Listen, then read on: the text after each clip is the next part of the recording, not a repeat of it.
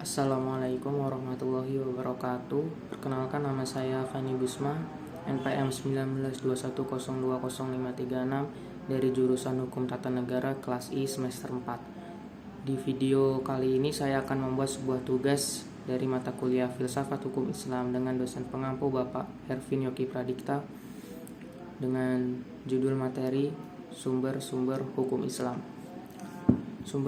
Sumber hukum Islam itu yang pertama ada Al-Quran. Al-Quran berkedudukan sebagai sumber utama dalam hukum Islam.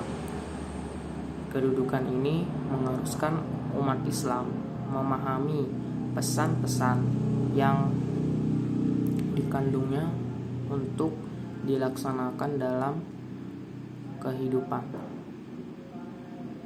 Pendapat yang menyatakan bahwa Al-Quran sebagai sumber dan dalil pertama dan utama ditemukan dalam penjelasan Al-Quran sendiri pada sejumlah ayatnya.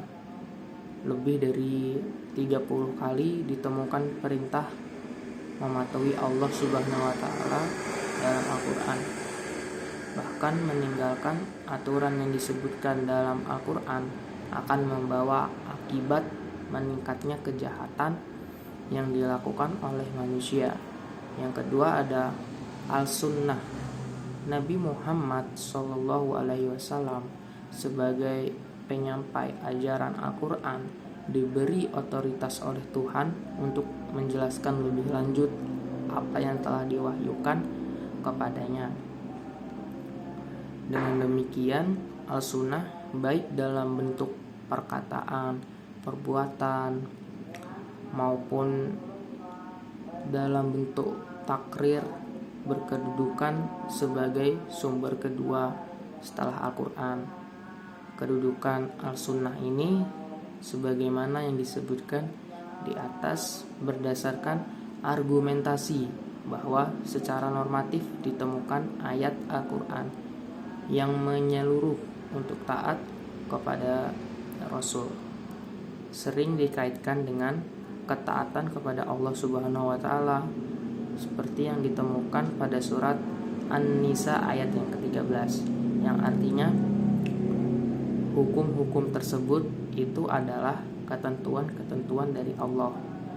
Barang siapa taat kepada Allah dan Rasulnya, niscaya Allah memasukkannya ke dalam surga. Kemudian yang ketiga ada akal dan proyeksi ijtihad.